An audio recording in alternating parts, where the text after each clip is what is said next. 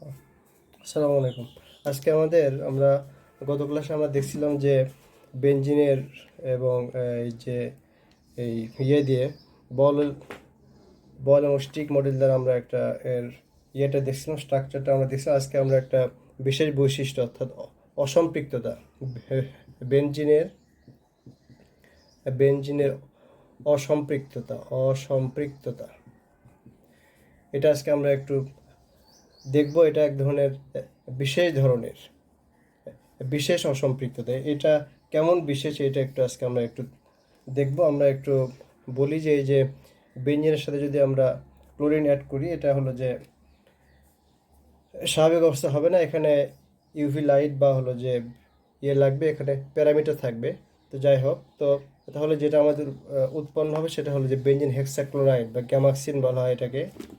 এখানে একটা হাইড্রোজেন থাকবে, এখানে একটা হাইড্রোজেন, 6টা হাইড্রোজেন থাকবে, এখানে একটা হাইড্রোজেন থাকবে, এখানে একটা হাইড্রোজেন থাকবে, আর এখানে একটা সিএল, এখানে একটা হাইড্রোজেন। তাহলে এটার সংকেতটা হবে কি? এটা হবে যে এটা ছিল C6H6, এটার সঙ্গে এই যোগ 3Cl2। 3Cl2 মানে হলো 6টা ক্লোরিন যুক্ত হবে। তাহলে সংকেতটা কি হবে? এটা হবে এই যে, যেহেতু সংযোজন বিক্রিয়া, তাহলে এটা হবে C6H6, এটার সাথে যোগ 6Cl অর্থাৎ Cl6। এইটা এইটাকে বলা হচ্ছে গ্যামাক্সিন বা বেঞ্জিন হেক্সাক্লোরাইড। আমরা সংক্ষেপে লিখি বেঞ্জিন হেক্সা হেক্সা মানে হলো 6, এই যে 6 হেক্সাক্লোরাইড, বা এটার নাম হলো গ্যামাক্সিন। তো যাই হোক, তো এখন আমরা যেটা দেখাতে চাচ্ছি সেটা হলো যে এই যে সংযোজন বিক্রিয়া, যে বেঞ্জিনের বেঞ্জিন একটা, এটা অবশ্যই একটা অসম্পৃক্ত যৌগ। তো এটার যে অসম্পৃক্ততা বলা হয় থাকে যে বেঞ্জিনের অসম্পৃক্ততা বিশেষ ধরনের, যেটা ইথিলিন বা অ্যাসিটিলিনের মতো না, যেটা ইথিলিন বা অ্যাসিটিলিনের মতো নয়। যেমন আমরা যদি লিখি যে এই যে CH2 double bond, CH2 ethylene যোগ আমরা যদি বলি যে Br2, ব্রোমিন যদি যুক্ত হয় এটাকে বলা হয় ব্রোমিন দ্রবণ পরীক্ষা অসম্পৃক্ততার। এটা হলো কার্বন টেট্রাক্লোরাইড, কার্বন CCl4 যদি আমরা দিই, তাহলে এখানে যেটা হবে যে ইথিলিন ডাইব্রোমাইড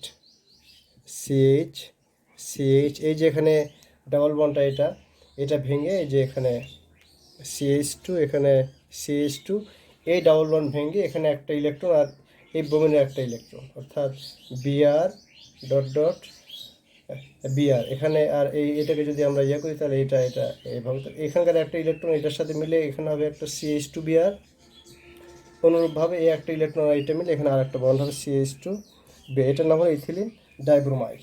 এটা হলো একটা অসম্পৃক্ততার বিশেষ পরীক্ষা। এখন যদি আমরা এখানে সেম সেম ইয়েই থাকে, আমরা যদি এখানে ট্রিপল বন্ড দিই, তাহলে সেক্ষেত্রে এটা হবে CH, তাহলে এটা হলো অ্যাসিটাইলিন বা ইথাইন। এটার সাথে যদি আমরা ব্রোমিন যুক্ত করি, তাহলে এখানে যেহেতু এখানে দুইটা ডাবল বন্ড, এই জন্য এখানে 2Br2, সেক্ষেত্রে এটা হবে CH Br, এখানে একটা Br, এখানে একটা Br। এই যে 1 2 3 4 টেট্রাব্রোমো ইথেন, 1 2 এটা যেটা ইউপ্যাক না, 1 2 3 4 টেট্রাব্রোমো ইথেন যাকে আমরা লিখতেছি না। তো যাই হোক, তো এই যে আমরা দুইটা বিক্রিয়া দেখালাম, এই যে অসম্পৃক্ততার যে বিশেষ পরীক্ষা, এটাকে বলা হচ্ছে ব্রোমিন দ্রবণ পরীক্ষা। ব্রোমিন দ্রবণ পরীক্ষা এই যে ব্রোমিন দ্রবণ পরীক্ষা, এইটা হলো অসম্পৃক্ততার পরীক্ষা। এটা হলো অসম্পৃক্ততার পরীক্ষা। এইটা কিন্তু এই যে বেঞ্জিন কিন্তু এই পরীক্ষাটা দেবে না। অনুরূপভাবে আরেকটা আছে যে ইয়ে বেয়ার পরীক্ষা, বেয়ার পরীক্ষা, বেয়ার পরীক্ষা, এটা আমরা করি হলো যে পটাশিয়াম পারম্যাঙ্গানেট দ্বারা, পটাশিয়াম পারম্যাঙ্গানেট। তো এখানে সেই ক্ষেত্রে কি হবে যে যদি অ্যালকিন হয়, অ্যালকিন হয়, আমরা কমনলি লিখি এই যে অ্যালকিন যদি হয় তাহলে এই যে পটাশিয়াম পারম্যাঙ্গানেট যদি দেওয়া হয় তাহলে উৎপন্ন হবে গ্লাইকল তৈরি হবে। অ্যালকিন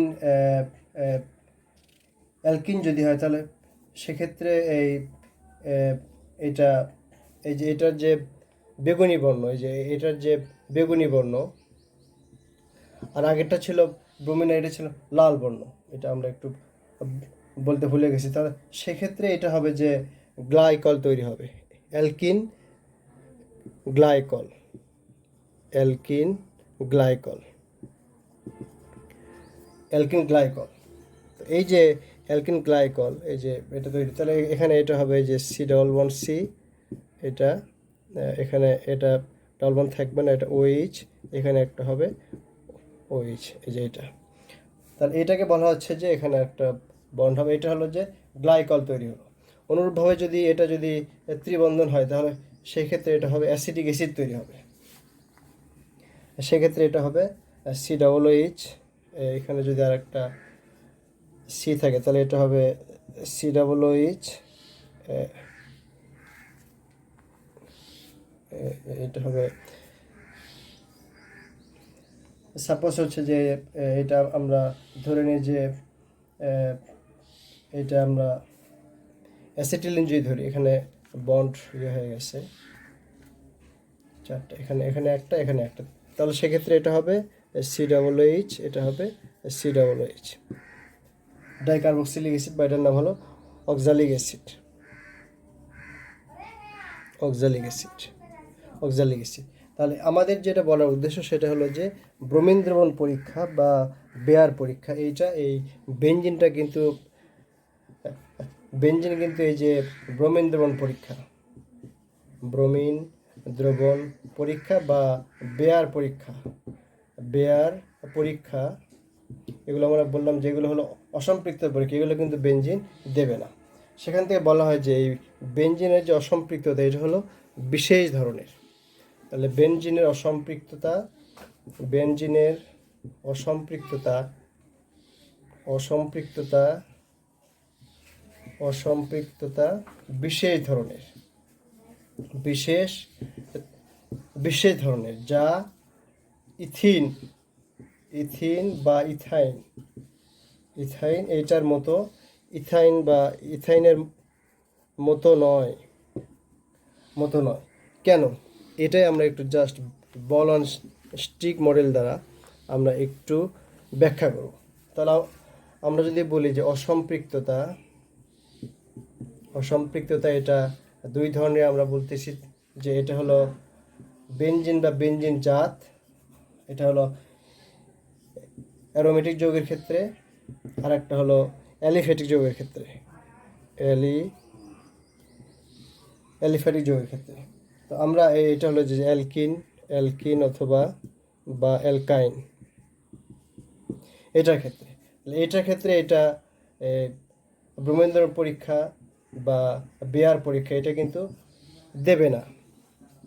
আর এটার ক্ষেত্রে ব্রোমিন দ্রবণ বা বেয়ার পরীক্ষা দেবে। তো এইটাই আমরা একটু জাস্ট দেখব যে বল অ্যান্ড স্টিক মডেল দ্বারা এটা আমরা কেমন করে একটু ব্যাখ্যা করতে পারি। আমরা যদি একটা আঁকি বেনজিন, যে এই যে এটা আমরা যদি এই যে এখানে একটা রাখি, এই যে এটা হলো বেনজিন, আমরা যদি বরাবর আঁকি, এই যে এটা এই এই এই এই এই এই আমাদের কোথায় কোথায় আছে দ্বিবন্ধন আমরা একটু দেখি, এই যে এখানে দেখা যাচ্ছে দ্বিবন্ধন। তাহলে এই যে আমরা একটু দেখাই যে এই যে এখানে এই যে একটা দ্বিবন্ধন, এই যে এই যে এই যে একটা বন্ধন, এটা হলো সিগমা, এটা হলো পাই, এটা হলো সিগমা বন্ধন, একক বন্ধন, এইটা হলো দ্বিবন্ধন, পাই বন্ধন। এটা কিন্তু প্লেন উপর আমরা দেখাচ্ছি একটা, কিন্তু এটা কিন্তু এই নিচেও থাকতে পারে, এটা উপরেও থাকতে পারে, ইলেকট্রন ক্লাউড আকারে। আচ্ছা, এরপরে এই যে এটা হলো সিঙ্গেল বন্ড, এই যে এটা হলো এই যে এটা হলো সিঙ্গেল বন্ড, এরপরে এটা আবার ডাবল বন্ড, এই যে আমরা লিখলাম এটা ডাবল বন্ড, এরপরে এই যে এটা হলো সিঙ্গেল বন্ড, এরপরে আবার এইটা এই যে এটা হলো ডাবল বন্ড, এই যে ডাবল বন্ড। আর এগুলো কি, এগুলো হলো এই যে কার্বনের চারটা হাত, এগুলো হাইড্রোজেন, এই যেটা হলো হাইড্রোজেন হাইড্রোজেন হাইড্রোজেন, এটা হলো হাইড্রোজেন, এটা হলো হাইড্রোজেন, এটা হলো হাইড্রোজেন, এটা হলো হাইড্রোজেন। আচ্ছা, এটা এখানে থাক। এরপরে আমরা যেটা ইয়ে করবো সেটা হলো অ্যালকিন।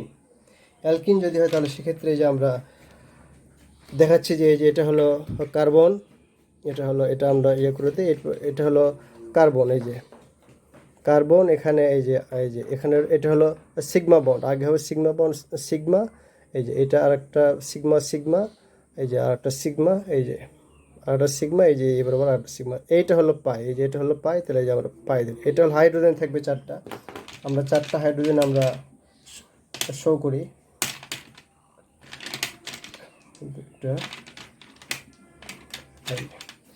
চারটা হাইড্রোজেন আমরা যদি এখানে দিই তাহলে যে আমরা চারটা হাইড্রোজেন দিলাম, এটা এটা এটা এবং এটা,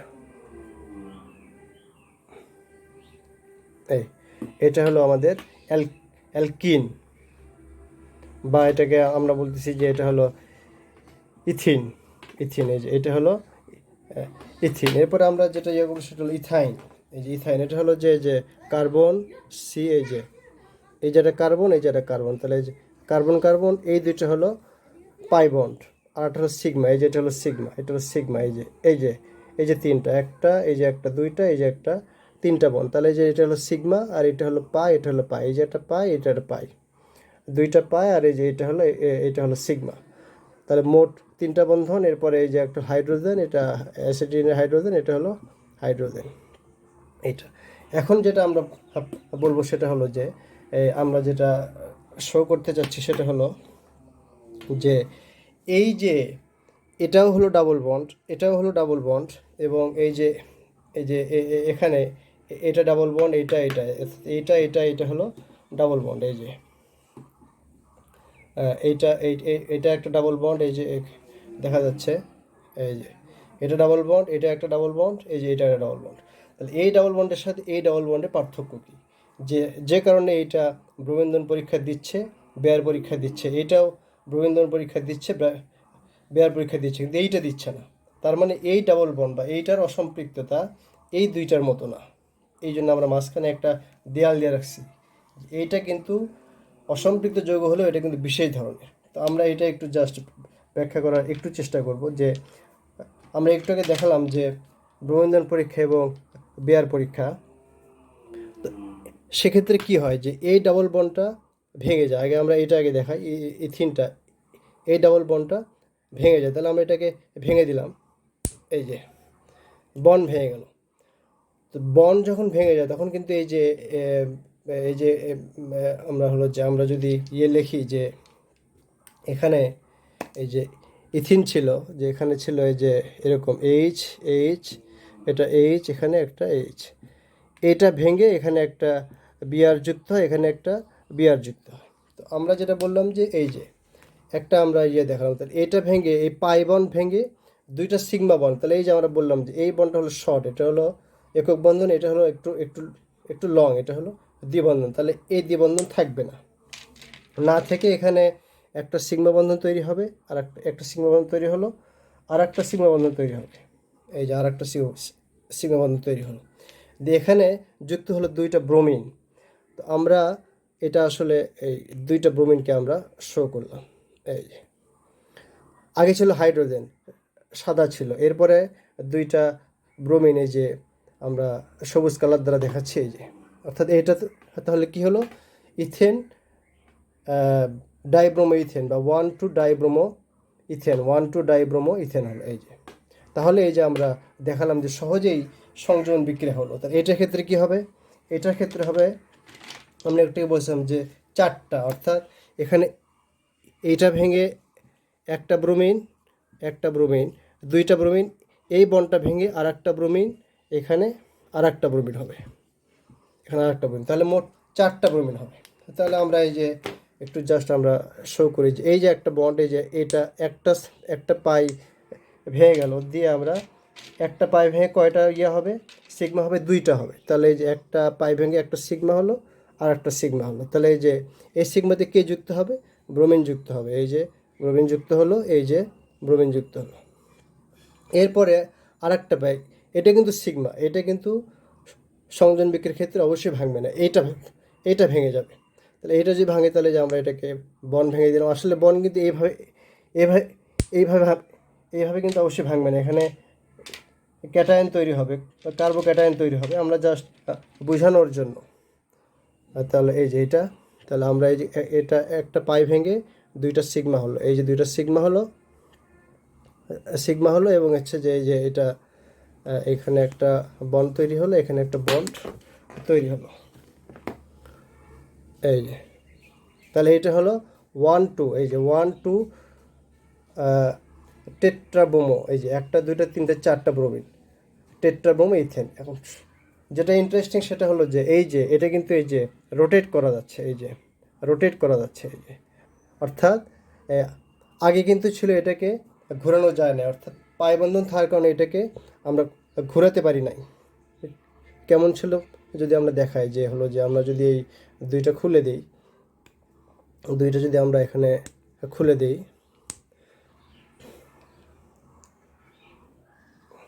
এই যে একটা বন্ড ভাঙার পরেও কিন্তু এটাকে ঘোরানো যায় না, এই যে এটা কিন্তু পাই বন্ধন। যখন এই বন্ধন ছিল তখন কিন্তু আমরা এটাকে এই যে রোটেট হচ্ছে না, ঘূর্ণন সম্ভব না। অর্থাৎ এটার মানে হলো যে পাই বন্ধন থাকলে কিন্তু মুক্ত ঘূর্ণন বা মুক্ত আবর্তন সম্ভব না। কিন্তু যখন এই পাই বন্ধনটা ভেঙে গেল, এই যে যখন এই যে সংযোজন বিক্রিয়া হলো, ব্রোমিন পরীক্ষা বা এই বেয়ার পরীক্ষা দ্বারা আমরা দেখালাম, যার ফলে চারটা ব্রোমিন যুক্ত হলো, হওয়ার পর পাই বন্ধনটা ভেঙে যে সিগমা বন্ধন। তা আমরা জানি যে সিগমা বন্ধন বরাবর মুক্ত ঘূর্ণন সম্ভব, এই যে মলিকুল দুটো এই যে ইজিলি ঘুরানো যাচ্ছে, মুক্ত ঘূর্ণন, এটাকে বলা হয় মুক্ত ঘূর্ণন বা মুক্ত আবর্তন, সিগমা বন্ধন বরাবর সম্ভব। তাহলে এইভাবে সংযোজন বিক্রিয়া হলো যে অসম্পৃক্ততার যে দুইটা বিশেষ পরীক্ষা, ব্রোমিন পরীক্ষা এবং বেয়ার পরীক্ষা।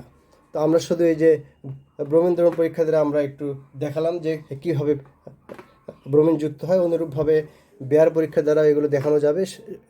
সেক্ষেত্রে হাইড্রোক্সিল দেখাতে হবে বা হচ্ছে যে কার্বক্সিলমূলক, এটা আজকে আমাদের বিষয় না। আমরা যা শুধু দেখালাম যে কিভাবে এই যে অসম্পৃক্ততা আছে এটা কিভাবে ডিফার করে বেনজিন থেকে। তো এইটার ক্ষেত্রে কি হয়, তো আমরা যদি এটার ক্ষেত্রে কাজ করি যে এটাকে আমরা যে ভাঙলাম, তাহলে এটাকেও আমরা ইয়ে করলাম, এটাকেও ইজিলি আমরা ভেঙে দিলাম। তো এটার ক্ষেত্রে যেটা হবে যে আমরা এখানে ইজিলি ভাঙতে চাইলেও এই যে এখানে যদি আমরা এটা ইয়ে যুক্ত করে দিই, এখানে এই যে একটা, এখানে একটা, তাহলে যে আমরা এই যে যেটা দেখালাম যে গ্যামাক্সিন দেখালাম, তো এখানে যেটা হয় সেটা হলো যে এখানে আমরা যত সহজে এখানে ইয়ে হলো এই যে ব্রোমিন বা ক্লোরিন যুক্ত হলো, এখানে কিন্তু এইটা সম্ভব হবে না। কেন হবে না, এটার ব্যাখ্যাটা কি, যে আমরা তো এই যে এটার মতো যে ভাঙলাম, তাহলে এটাকে আমরা ভেঙে এখানে একটা পাই ভেঙে আমরা এখানে একটা সিগমা দেবো, এখানে আরেকটা সিগমা দেবো। কিন্তু এই ব্যাখ্যাটা অবশ্যই গ্রহণযোগ্য না। কেন গ্রহণযোগ্য না, কারণটা হলো যে বেঞ্জিনের রেজোনেন্স বা অনুরণন, সেটাই আমরা একটু বলি।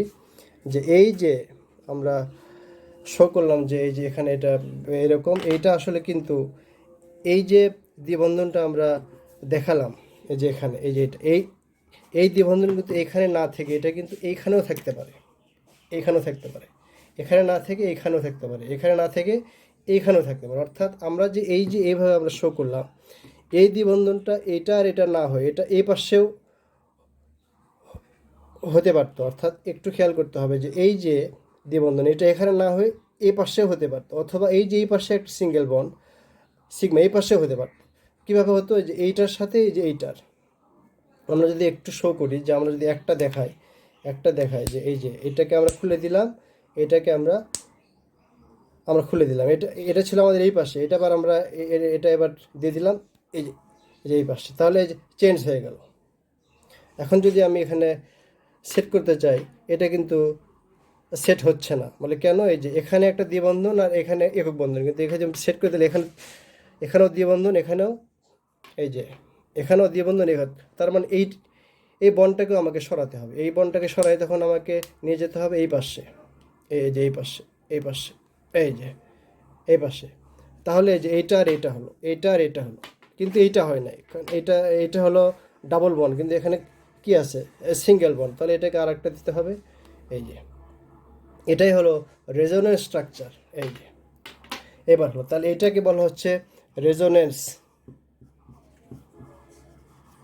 এইটা, এই যে রেজোনেন্স কাঠামো বা অনুরণন, এইটা কিন্তু এই অ্যাসিটিলিনে বা বেঞ্জিনের সম্ভব না, কিন্তু শুধু বেঞ্জিনের সম্ভব। তো রেজোনেন্সের জন্য আমরা আমরা একটু আগে যে দেখালাম যে আমরা এই বন্ডটা ভাঙবো, এই বন্ডটা ভেঙে আমরা এটাকে আমরা আউট করে দিব, দিয়ে আমরা এখানে এটাকে দেব। এইটা সম্ভব হয় না রেজোনেন্সের কারণে। যেভাবে আমরা দেখালাম যে এখানে যে একটা পাই ভাঙবো আর আমরা দুইটা সিগমা দিব, এটা সম্ভব হবে না। কিসের কারণে? এখানে বেঞ্জিনে রেজোনেন্সের কারণে। কারণ এই বন্ডটা এইখানে না থেকে, এই বন্ডটা এখানে না থেকে, এই বন্ডটা এখানে না থেকে এটা ফ্লাকচুয়েট করে বা এটা মুভ করে। এটা কোনো সময় এখানে, অথবা এটা আবার এখান থেকে আবার এখানে যেতে পারে, এটা আবার এখানে যেতে পারে। যার ফলে এটা আমরা যদি খুব সহজ একটা এক্সাম্পল দিয়ে দেখায় যে বনটা হলো জাস্ট ক্যাচ করার মতো।